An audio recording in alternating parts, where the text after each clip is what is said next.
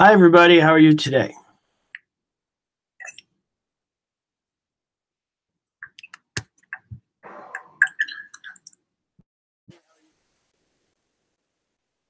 Hope everybody's good. We'll be ready to begin. Give me a thumbs up if you could hear me.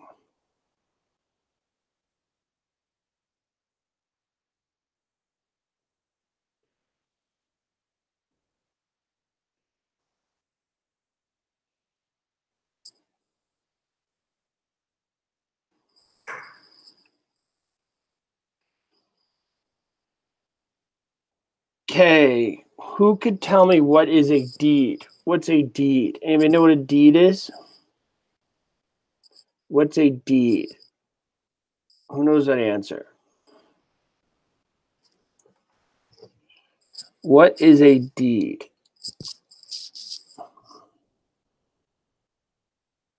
Evidence of transfer. Good. A deed is evidence of transfer. What's title? Do you guys know what title is? What's title?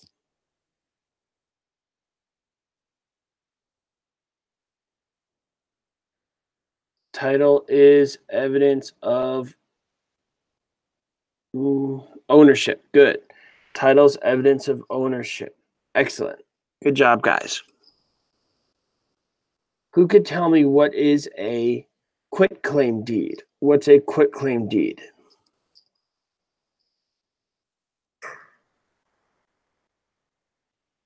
What's a quitclaim deed?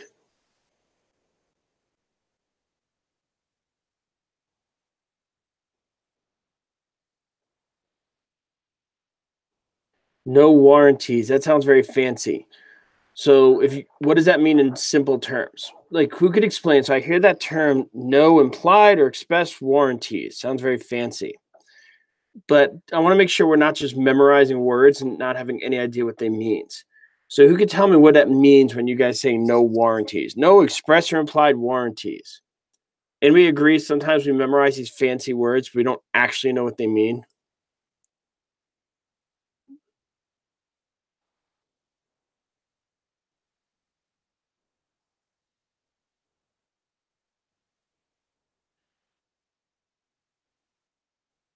Invigorate body, made it great. Oh, it's a nice logo. That little bee with the eye on top. Well done. You should use that when you become a real estate agent too. Okay, Ann Moore said it. Good job. No guarantees. All right. So there's no guarantees. The risk is assumed by the buyer. Excellent. So am I wrong in that? Do you guys sometimes memorize words but you're not really clear what they mean?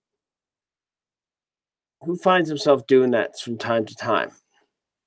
Like memorizing words and you could explain it, but when you use complicated words to explain complicated things, sometimes you just make things complicated. Okay, so if you're one of those people who memorize words and don't really know what they mean, and your test is tomorrow, then fine. So be it, is what it is. But if you guys have time, it'll help you a lot, not only for the exam, but also for your career in real estate if you understand what these words are all about. Because these words come up on the contracts when you guys fill them out. Okay. You guys know, if you listen to me, one of my pet peeves is when people say this is not relevant to the exam. People only say that when they don't know what they're talking about. Okay. A lot of these words come up on contracts, things like exclusive right to sell listings, things like that. That comes up quite a bit. How big is an acre? Title, like what we just discussed, title and deed. If you don't understand that when you're practicing real estate, it will look very bad if you can't explain to a client title and deed. Think about it. If you had a real estate agent and you asked them what's title and what's deed, and they're like, I don't know, it's just something you have to know for your exam, but it's really not relevant right now. What would you think of that real estate agent? You probably wouldn't be so excited about them. Okay. So if you guys have time, all right, and your test isn't like the next day, really try and understand these words because you will also find it'll help you understand all the other concepts a lot more. You'll start to realize all these things work together. Okay, they're not separate entities. Obviously, some are, but for the most part, they all kind of work together. Things are kind of interlinked with each other. Okay, and when you get a great understanding, you'll see it. And when you see that contract, that purchase contract, And on the second page of the purchase contract, it says the word fixtures. You guys will know what that's all about if you studied for your exam quite a bit. Does that make sense for everybody? So when you guys look at a title report and you see things like warranties, you'll know what that's all about. Is everybody with me on that? The other problem is just memorizing the words, these confusing words. You better hope that exact word is on your exam. If that word is not exactly on your exam, then you could be in trouble. That's the other danger of doing that. If you understand the concept, you don't need the exact wording. Okay. So many people say, well, these questions aren't the same as the ones on my exam. I hope everybody realizes if I gave you the exact questions that are on your exam, I could go to jail. All right. That's cheating. Okay. But we do our best to do similar questions, similar styles, similar concepts, and prepare you as well as we can. But if you know the concept, okay, then it doesn't matter how they word it. So let's go through some of these words that are super important, not only for your exam, but for when you practice real estate as well. So we said a deed transfers property, right, guys? We said title is ownership, okay? So what else can you guys tell me about title? What are the different ways you can own property?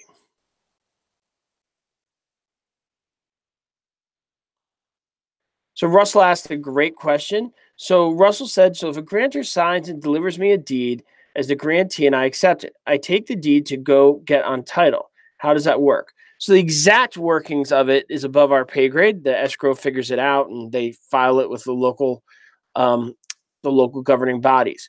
But just to simplify it, Russell, think of it like this. A deed is your receipt. A deed is your receipt. Okay? When you get a receipt, what does that mean? When you get a receipt from a store, what does that mean? The receipt means you bought it. It does not necessarily mean that you own it. All right. I used to use the example of when a mother sends their kid to summer camp, she bought that shirt. That's her deed. That receipt's her deed. But when she puts her kid's name on the back of the shirt, she goes to summer camp, she's saying, little Billy owns that shirt. He has title, that name tag on the back. I know I'm overly simplifying it, Russell, but I hope that helps. So you think about it, the deed is like the receipt, okay? When you buy something. All right. So now before I hope you guys don't mind I'm going through this explanation. We're not doing questions right now. I just really want to make sure everybody understands these really important concepts. Okay. So I just asked you guys on title. All right. What are the different ways you could own title? So I see legal title and equitable title. That is true. I was thinking of something else, but a lot of you guys answered that. So let's go over that real quick because that's really good you guys mentioned that. Legal and equitable title. What is the difference there? Neri knew what I was getting at. Several to concurrent. And that's what we're going to talk about in a second. All right. But first, let's talk about this legal and equitable thing. What is legal title and equitable title? What is the difference between that? So you guys hear these terms, legal title and equitable title. Where else do we hear this word equitable when you guys study? Where else do we hear this word? Equitable, equitable. Okay, we hear the word equity quite a bit, right? Equity. Hopefully you guys heard that word equity. If you guys own property, if you haven't, you'll learn about it pretty quick. What does that word equity mean? What does equity mean?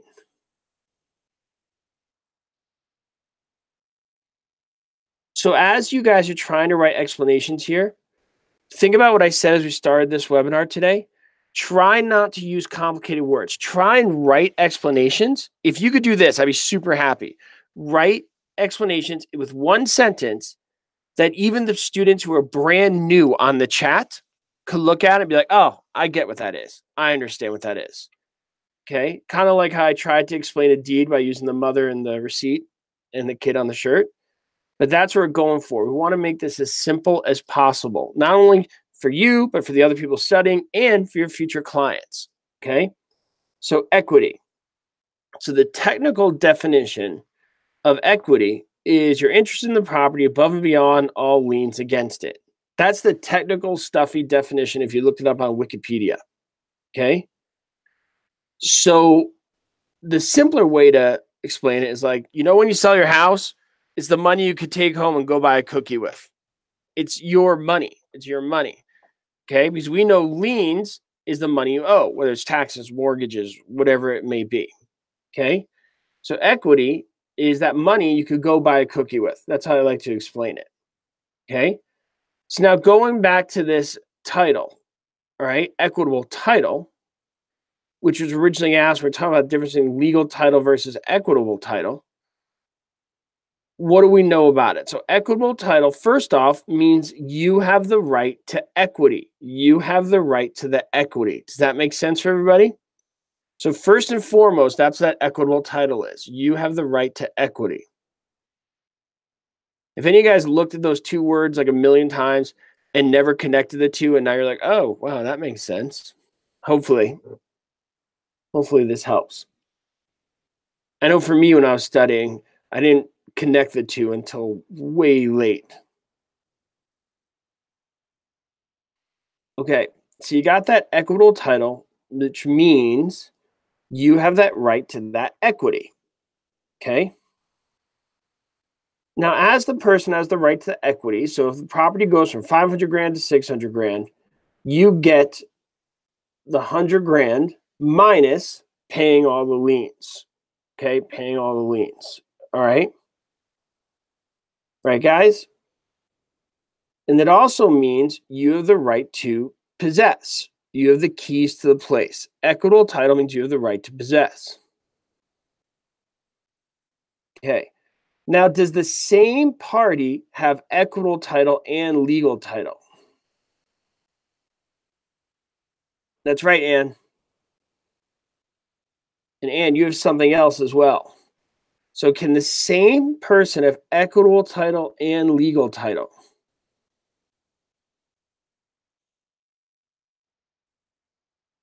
Yes. And if you guys want an example of that, look at Ann Morris's sentence. She wrote, since my house is paid off, I have 100% equity in my house. So that means Ann would have legal title and equitable title in the house because she doesn't have a loan with anybody. Does that make sense, guys? Equitable title is typically held by the lender, okay? Because if you don't pay off your payments, they reserve the right to sell your house. Has everybody got that? So legal title is typically held by the lender, okay? And remember, that lender does not have to be the bank. All right, if you do a land contract with somebody, okay, the seller could be the lender. Thanks, Jeff. Appreciate it. Okay, so the seller could be the lender. All right, basically you're making payments to them, and the seller would maintain legal title and transfer to you equitable title by using a deed. By using a deed. All right, if anybody's confused, please write that here. This is super important stuff. And as always, this group has always been very supportive. Everybody give me a thumbs up if you agree. We want the new people who are confused to speak up. We don't only want to hear from the experienced people, right, guys? We do not only want to hear from everybody who knows everything. We want to hear from those new people who are scared and confused. If you agree with me, give me a thumbs up. You think you could have more podcasts? I guess so. I could do a podcast. Okay. So that legal title is held by the lender. Remember, that lender does not always have to be a bank. All right, guys?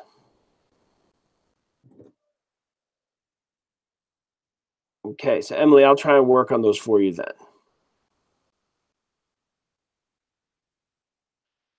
Okay. All right, so equitable title and legal title. Anybody have any other questions about that or anything's throwing you guys off on that? So legal title is the right to sell.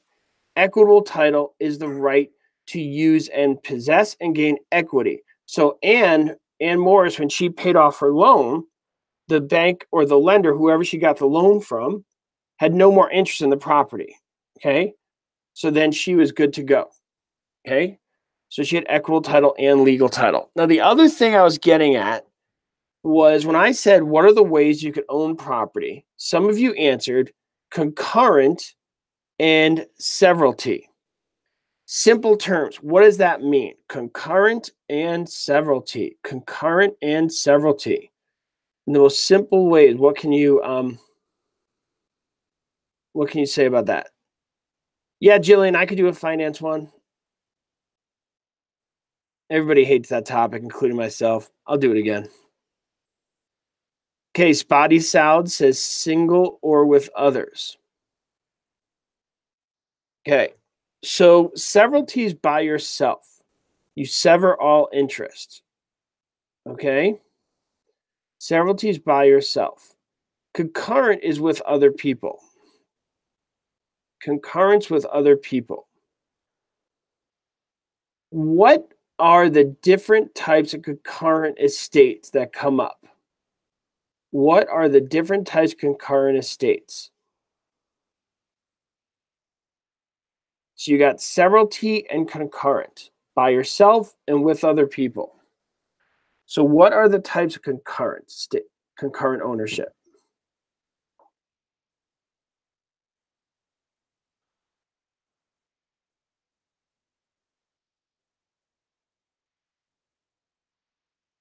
All right, you got joint tenancy and tenancy in common. Joint tenancy and tenancy in common. Depending on your state, you might also have community property and tenancy in entirety. And those have to do with marriage laws. So right now, we're going to stick with joint tenancy and tenancy in common, as that applies to everybody, no matter what state you're in. Okay? Okay, so you got joint tenancy and tenancy in common. This comes up a lot in your book. Have you guys seen this in your textbooks? What is the difference between joint tenancy and tenancy in common? Anybody? Joint tenancy and tenancy in common. What is the difference?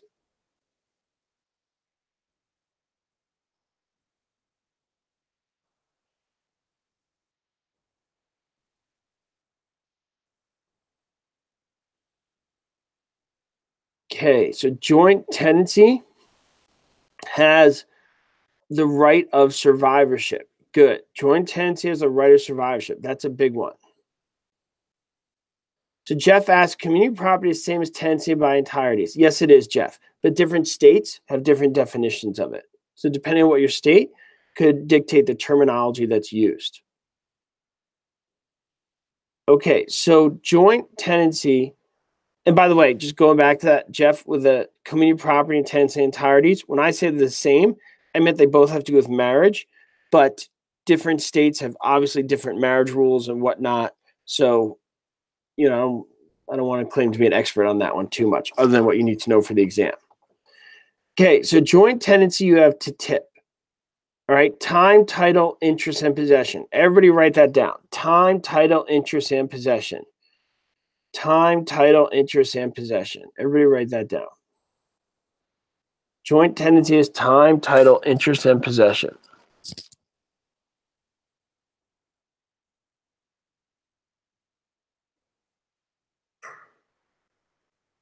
Complete and total unity. Okay, out of time, title, interest, and possession, which one of those are required for a tenancy in common? Which one of those are required for a tenancy in common? So out of time, title, interest, and possession, which one of those are required for a tenancy in common? What do you guys think? Possession. Good. Possession. Possession is the only unity required for a tenancy in common. Now, we said joint tenancy has a right of survivorship. What does that mean? Does that mean that if you die, the other people of ownership of the property gets the property, or your heirs get the property? So when they say joint tenancy has a right of survivorship, What does that mean for when you pass away? It means your um, heirs get the property or the other owners get the property.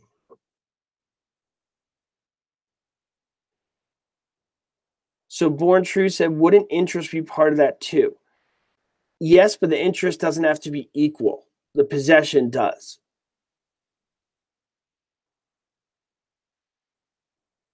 Okay, so right of survivorship means the other owners get your share of the property, not your heirs. Okay? So if you want to will your portion of the property to your children, should you take the property as a joint tenant with the other owners or a tenancy in common? If you want to will your portion of the property to your children, should you take it as a joint tenancy with the other owners or a tenancy in common?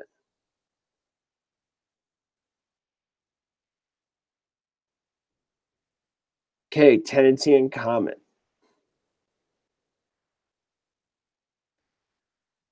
If you were taking the property with PrepAgent Inc., right? My company here, it's helping you guys pass the real estate exam. How would you take the property? Is it tenancy in common or joint tenancy? So you're taking the property with PrepAgent, not with Joe the person, but PrepAgent the company. How would you take it?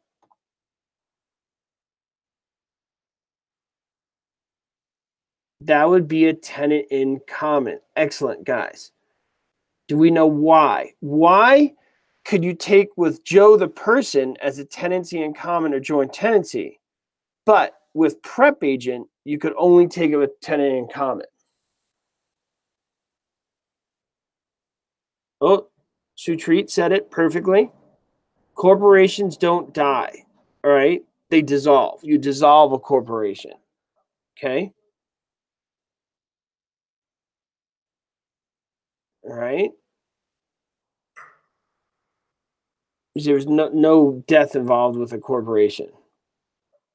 PrepAgent wouldn't die. It would dissolve. Okay. Out of the two, joint tenancy or tenancy in common, based on what we just went over, which one is more common? And yes, CL, corporations can own property by themselves. Like PrepAgent could own property. You could put a property in the name of a corporation. So which out of those two is more common, tenancy in common or joint tenancy? And the answer is tenancy in common. Tenancy in common. Just think about it. Joint tenancy is a lot more restrictions. Joint tenancy, based upon what we just learned, all right, you better really be close with that other person. Have a super tight relationship. Tenancy in common is if you just, see a good business deal, you like the other people, you think they're great people, you trust them, and you want to go into business with them, or you want to own a property with them, then you get a tenancy in common. Joint tenancy's got to be like your best friend from when you were a child or your brother or something of that nature. Okay, it's much closer. Okay. Now, we also mentioned deeds before. We mentioned a quitclaim deed. Tell me again what a quitclaim deed is. Tell me again what a quitclaim deed is. Can you guys tell me one more time what is a quitclaim deed?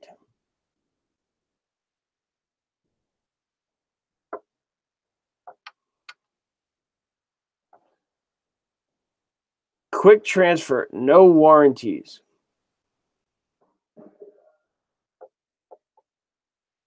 When would you use a quitclaim deed? Who could give me an example of when it's a good idea to use a quitclaim deed? Anybody? When is it a good idea to use a quitclaim deed? And yes, a joint tenancy can change to a tenancy in common. Yes. Okay, divorce, give it to my brother, parent to a child. Excellent. Husband, wife. These are good examples. Good. Okay, so typically when you're using a quitclaim deed, everybody ready for this? No money is exchanged. All right, you're just basically changing the name of ownership. Not always, but generally speaking, just so you guys get an idea of what this thing's all about, what a quitclaim deed is all about, is when you are just changing the name over. Okay? Does that make sense? So quitclaim deed is very common when no money is exchanged. When is no money exchange? When it's like some of you guys' example, a parent to a child. They're just signing it over. Okay, Trendelin said tenants in commons with corporation, joint tenants, married couple, essentially. No. Oh, good question. I said if you're going to do with a corporation, you would have to use a tenancy in common, not joint tenancy. But you can use tenancy in common with whoever, whenever. All right. And joint tenancy is just with people you're close with. It can be a married couple, but it could also be somebody you're really close with because there's just a lot of unification there.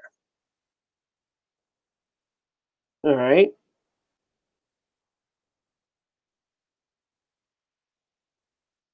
I believe so, Jeff. To correct the spelling of a spouse's name. Okay. So you have the quitclaim deed, and then you have a warranty deed. Some states use a grant deed, functions the same way. Okay. This is what's more commonly used when you sell property and money is exchanged. A warranty deed. All right. And I said, some people guys use the term a grant deed. You're using one or the other. All right. Do you know what that's all about?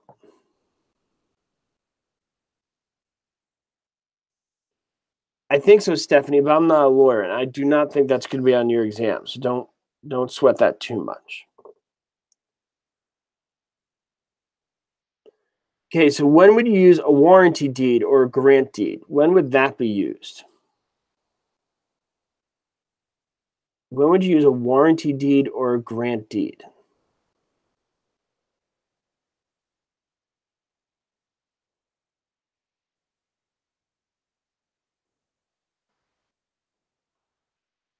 When purchasing. Excellent, Russell. So that's what's used when you guys go to an open house, you like it, and you put an offer on the house, gets accepted. All right. That's when you're going to see grant deeds and warranty deeds.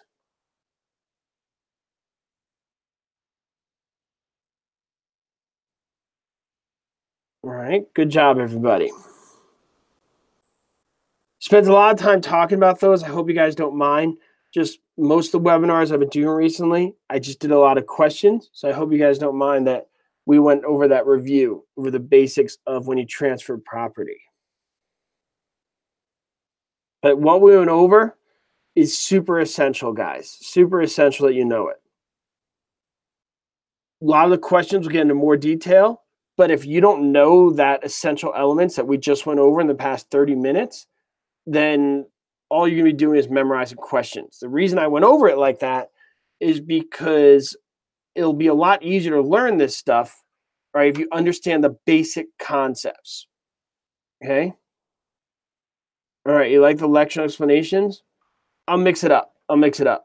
So I find when I do lecturing too much, then people like the questions. If I do the questions too much, they like doing the vocabulary. If I do the vocabulary too much, then so on and so forth. So I try and mix it up for you guys. So yeah, Michelle, there'd be title insurance. That's a great thing you mentioned, Michelle. What is title insurance? What do you guys think? What is title insurance?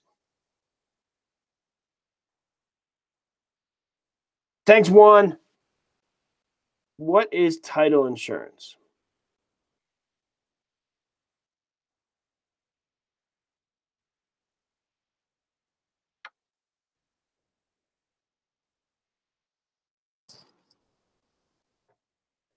Okay, it ensures that the owner who's selling it actually owns it.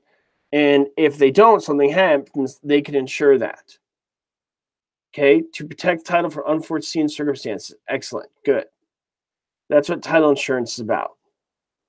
What's an abstract of title? What's an abstract of title?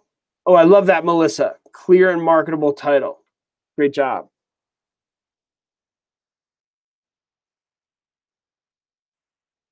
Okay, so an abstracted title is what?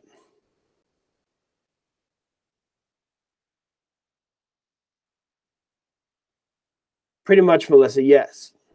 Okay, abstract's a summary. What is a chain of title? Is a chain of title and the abstracted title the same thing? Is a chain of title and an abstracted title the same thing?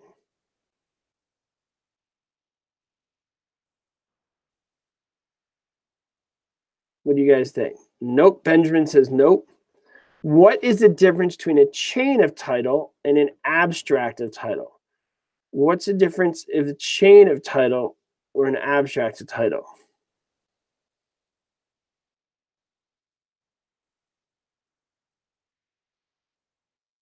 So an abstract is a summary of everything involved in that title of that property. A chain of title is, just as Jody says here, more detailed. It's specific to the history of ownership. A chain of title just shows the different owners of the property. Okay? Is everybody got that? So we don't want you guys getting that confused. All right? Perfect, Natalie Rodriguez. Chain of title is the history of ownership. Abstract is a more general summary. Okay? All right.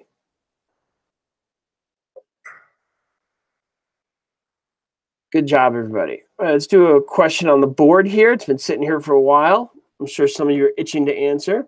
Title to real property is conveyed by deed when A, signed by the grantee and delivered by the grantor, B, recorded by the grantee, C, delivered to and accepted by the grantee, or D, signed by the grantor.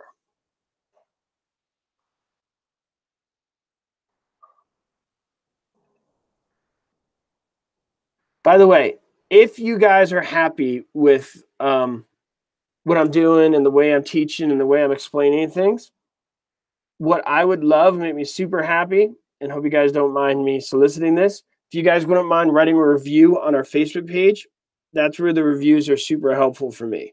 Those reviews on the Facebook page. So if you guys wouldn't mind, I would love that.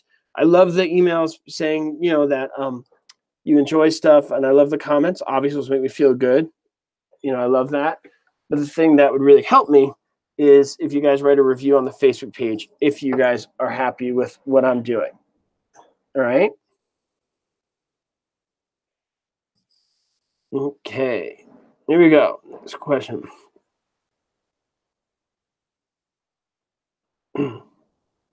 Under the federal lead-based paint hazard reduction act, which statement is true? A, all residential housing built prior to 1978 must be tested for the presence of lead-based paint before being listed for sale or rent.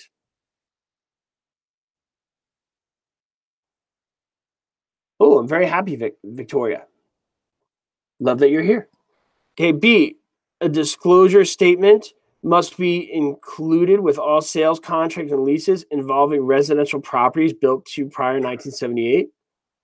C, a lead hazard pamphlet must be distributed to all prospective buyers but not to tenants. Or D, purchase of housing built before 1978 must be given 5 days to test property for the presence of lead-based paint.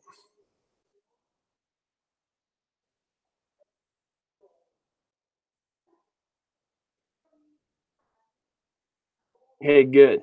It's funny, a lot of you guys refer to me as Joe, and some people refer to me as PrepAgent on the internet. And when I see myself being referred to as PrepAgent, I kind of feel like a professional wrestler. How they have their identity in real life, then they have their alternate identity. Either that, or maybe Superman or Batman's a better example. I don't know.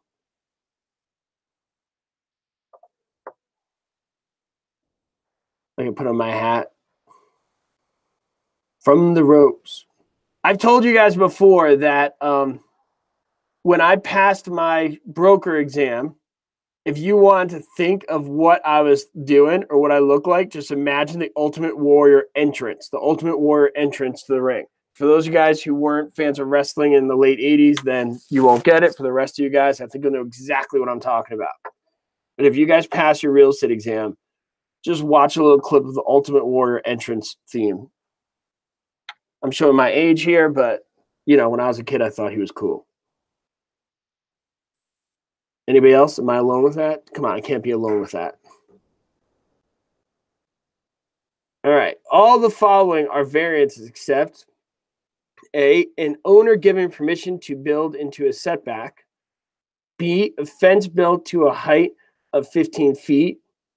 C, a retail store in a residential neighborhood. D, a building that exceeds height limits. There you go, Lisa. Thanks. Thanks, Joshua.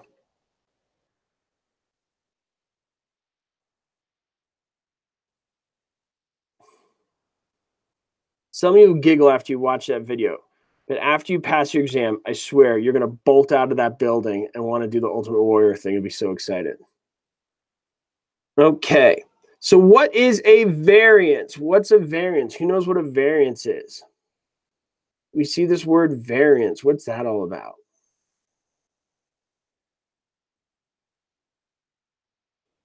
What's a variance?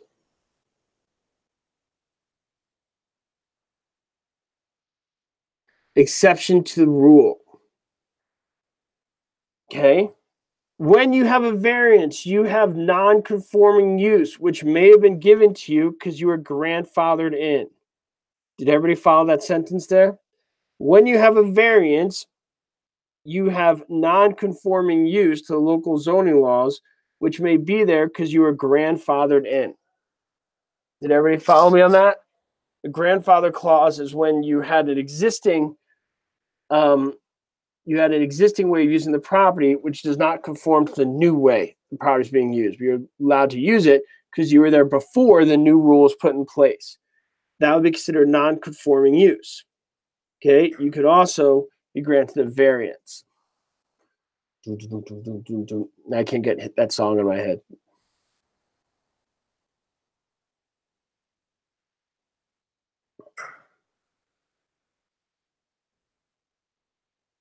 So the variance, all the following are variance except, okay,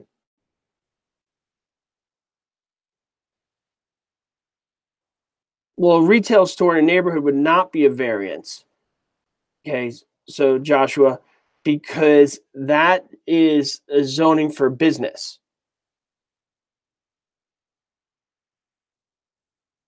Okay. All right, guys. Oh, Jeff, usually get a variance because when you build it, you apply for it to local authority. I was just trying to pull a sentence together so we understood all the concepts. Okay, so grandfather clause in just means you have the right to use the property the way you're using it, even though the local rules may have changed and new people will not be allowed that same use. All right, guys, that's it for today.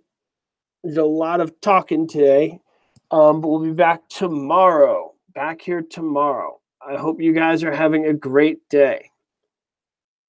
And it's Joe from PrepAgent. Thanks, everybody.